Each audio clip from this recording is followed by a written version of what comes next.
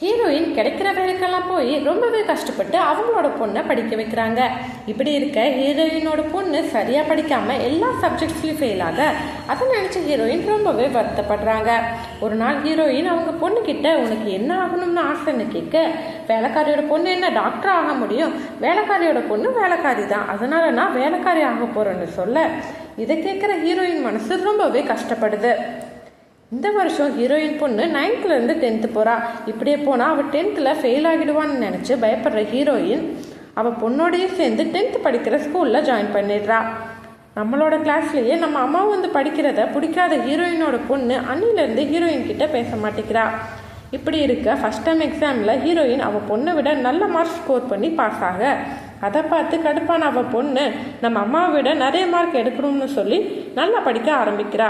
அதே நேரம் நமக்காக தான் நம்ம அம்மா இதெல்லாம் பண்ணுறாங்க அப்படிங்கிறதையும் புரிஞ்சுக்கிறா.